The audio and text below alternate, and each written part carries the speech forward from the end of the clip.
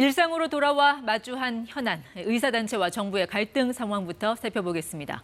진료 실무를 도맡는 인턴과 레지던트, 전공의들이 당장 파업에 나서진 않을 분위기입니다. 정부는 일단 다행스럽다는 입장을 내놨습니다만 아침부터 대책회의를 열며 만일의 사태에도 대비하고 있습니다. 한승현 기자입니다. 대한전공의협의회는 어젯밤 9시부터 자정을 넘겨서까지 임시 대의원 총회를 열었습니다. 정부의 의대 정원 확대에 반발하며 집단 행동에 나설지 여부와 나선다면 언제 어떻게 할 것인지 집중 논의한 것으로 알려졌습니다. 대전협은 박단 회장을 제외한 집행부는 모두 사퇴하며 비상대책위원회로 전환한다고 밝혔습니다. 집단 행동에 돌입할지는 입장을 밝히지 않았는데 당장 진료 거부 등에 나서지는 않을 것으로 전해졌습니다. 이에 대해 보건복지부는 전공의들이 집단 행동에 나서겠다고 밝히지 않아 다행이라고 말했습니다. 집단 행동에 나서겠다는 입장 표명이 없는 점 다행스럽게 생각합니다. 전공의들은 환자 곁을 지켜주시는 결단을 내려주길 당부드립니다. 정부는 의대 증원에 반대하는 의사단체 주장에 조목조목 반박했습니다.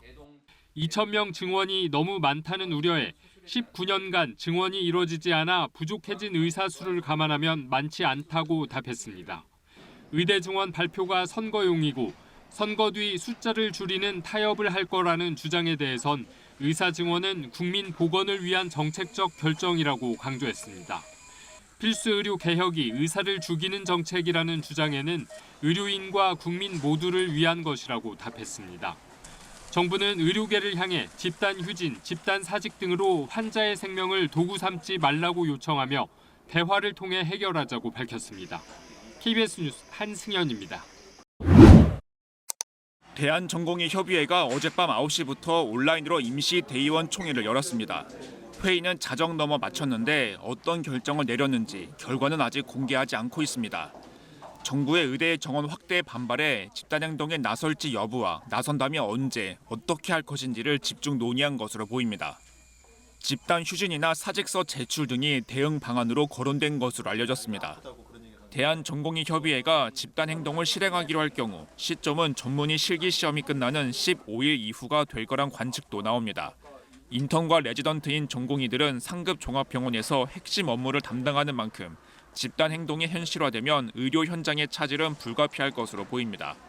총회에 앞서 서울 아산병원, 삼성 서울병원 등 이른바 빅5 병원 전공의들은 집단 행동에 나서기로 뜻을 모았습니다.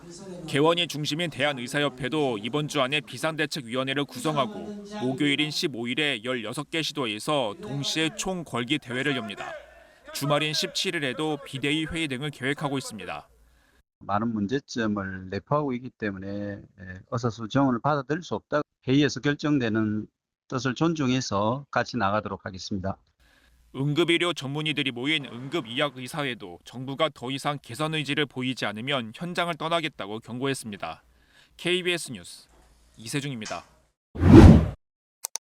정부는 강경 대응 방침을 분명히 했습니다. 전공의들이 진료를 거부하면 업무 개시 명령을 내리고 이를 따르지 않으면 면허를 박탈하는 방안까지 검토하고 있습니다. 한승현 기자입니다. 전공의들이 수련하는 의료기관은 전국에 140여 개입니다. 보건복지부는 전공의가 많은 상급 종합병원을 중심으로 현장 점검팀을 구성했습니다. 전공의들이 진료를 거부하면 업무 개시 명령을 전공의 개인과 소속기관에 각각 전달할 계획입니다. 현장에 저희가 명령서를 직접 들고 가서 본인 개인한테 전달을 합니다. 수련 병원별로 담당 직원들을 좀 배정을 해놓고 조를 짜놓아 있는 상태이고요. 전공의들이 집단 사직할 경우에 대비해선 병원들의 사직서를 수리하지 말라고 지시했습니다. 정부는 의사들이 끝내 업무 개시 명령을 따르지 않으면 면허를 박탈하는 방안도 검토하고 있습니다. 이른바 응급실 뺑뺑이나 소아과 오픈런을 누구나 겪을 수 있는 상황이라며 의대생을 한 해 2,000명씩 늘려도 필수 의료 문제를 해결하기엔 부족한 상황이라고 강조했습니다.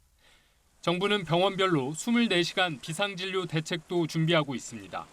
전공의가 비운 자리를 교수나 전임의, 간호사가 대신하게 하고 진료 거부가 길어지면 공중보건이나 군의관을 투입하는 방안도 검토하고 있습니다.